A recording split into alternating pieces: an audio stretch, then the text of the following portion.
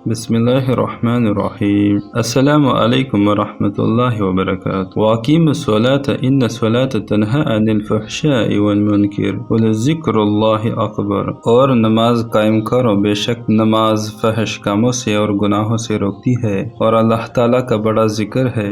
نبی کریم صلی اللہ علیہ وآلہ وسلم کا ارشاد پاک ہے، اللہ تعالیٰ کی عبادت ایسے کرو جیسا کہ تو اسے دیکھ رہا ہے، اگر تو اسے دیکھ نہیں سکتا وہ تو تجھے دیکھ رہا ہے۔ یہ دھیان جتنا مضبوط ہوگا اتنا زیادہ نماز میں خشوع و خضوع حاصل ہوگا۔ نبی کریم صلی اللہ علیہ وآلہ وسلم نے فرمایا ہے، نماز دین کا ستون ہے، جس نے اسے قائم رکھا اس نے گویا کہ دین کو قائم کیا، اور جس نے اسے گرایا جیسے کہ اس نے دین کو گرایا۔ اسی طرح نماز پڑھنے کی فضیلت تو بہت ہے، لیکن مومن کو اتنا کافی ہے کہ نماز کو نبی پاک صلی اللہ علیہ وآلہ وسلم نے جنت کی کنجی اور اپنی آنکھوں کی ٹھنڈک قرار دیا ہے۔ اللہ تعالیٰ کے نزدیک نماز کا بہت بڑا مرتبہ ہے۔ کوئی عبادت اللہ تعالیٰ کے نزدیک نماز سے زیادہ پیاری نہیں ہے۔ اللہ تعالیٰ نے اپنے بندوں پر 5 وقت کی نمازیں فرض کر دی ہے۔ ان کے پڑھنے کا بڑا ثواب ہے اور ان کے چھوڑ دینے سے بڑا گناہ ہوتا ہے۔ ایک حدیث شریف میں آیا ہے کہ جو کوئی اچھی طرح سے وضو کیا کرے اور خوب اچھی طرح دل لگا کر نماز پڑھا کرے، قیامت کے دن اللہ تعالیٰ اس کے چھوٹے چھوٹے گناہ بخش دے گا اور جنت دے گا۔ اسی طرح آپ صلی اللہ علیہ وآلہ وسلم نے فرمایا، قیامت کے دن سب سے پہلے نماز ہی کے بارے میں پوچھ گچھ ہوگی۔ نبی کریم صلی اللہ علیہ وآلہ وسلم نے ارشاد فرمایا کہ میں اپنے امت کی نمازیوں کو ان کے ہاتھ اور پاؤں کی چمک سے پہچان لوں گا، اور آفتاب کی طرح ہاتھ اور پاؤں چمکتے ہوں گے، جبکہ بے نمازی اس دولت سے محروم رہیں گے۔ اسی طرح نبی پاک صلی اللہ علیہ وآلہ وسلم نے ارشاد فرمایا، نمازیوں کا حشر قیامت کے دن نبیوں اور شہیدوں اور ولیوں کے ساتھ ہوگا، جبکہ بے نمازی کا حشر فرعون اور حامان اور قارون اور بڑے بڑے کافروں کے ساتھ ہوگا۔ یعنی بے نمازی کو بڑے بڑے کافروں کے برابر سمجھا گیا ہے۔ یہ بھی ارشاد فرمایا گیا ہے کہ نمازی بندے کے لیے دعا کرتی رہتی ہے، حتیٰ کہ نمازی کے چھوٹے چھوٹے گناہ معاف ہو جاتے ہیں، یعنی گناہ صغیرہ معاف ہو جاتے ہیں، جیسا کہ فرمایا گیا ہے ایک جمعے سے دوسرے جمعے تک کے درمیان والے چھوٹے چھوٹے گناہ معاف ہو جاتے ہیں، جبکہ بڑے بڑے گناہوں کے لیے توبہ کا دروازہ قیامت تک اور موت تک کھلا ہے۔ تو جلدی کیجیے، موت کا کسی کو وقت معلوم نہیں اور زندگی غنیمت ہے۔ اور آپ صلی اللہ علیہ وآلہ وسلم نے یہ بھی فرمایا کہ تنہا نماز پڑھنے سے باجماعت نماز 27 درجے فضیلت رکھتی ہے۔ اسی طرح اللہ تعالیٰ نے سورۃ الروم میں فرمایا ہے، اقیموا الصلاۃ ولا تکونوا من المشرکین، اور نماز قائم کرو اور مشرکوں میں سے نہ ہو جاؤ، اور فرمایا پھر بڑی تباہی ان نمازیوں کے لیے ہے جو نماز سے غفلت میں رہتے ہیں۔ اور سورۃ النساء میں ارشاد فرمایا ہے کہ جب یہ منافق نماز کے لیے اٹھتے ہیں تو سست اور کاہل ہو کر اٹھتے ہیں۔ مشکوٰۃ المصابیح میں ہے، نبی کریم صلی اللہ علیہ وآلہ وسلم نے ارشاد فرمایا کہ ہمارے اور اسلام قبول نہ کرنے والوں کے درمیان نماز کا عہد ہے، بس جس نے نماز کو چھوڑا گویا وہ کافر ہوا۔ نبی پاک صلی اللہ علیہ وآلہ وسلم کے دور میں مسلمان اور کافر کے درمیان تمیز کرنے والی چیز نماز تھی، تو اس سے واضح ہوا کہ نماز کافر اور مسلمان کے درمیان فرق کرنے والی ہے۔ نماز ہدایت اور تقوی کی بنیاد ہے، نماز ایمان کی محافظ ہے۔ یہ نماز ہی تو ہے جو انسان کو بری عادات سے باز رکھتی ہے، اور نمازی کی حفاظت خود نماز کرتی ہے، بشرط یہ کہ پابندی سے پڑھی جائے۔ فضائل اعمال میں ایک حدیث ہے، نبی پاک صلی اللہ علیہ وآلہ وسلم نے فرمایا کہ جو شخص نماز کا اہتمام کرتا ہے، اللہ تعالیٰ 5 طرح سے اس کا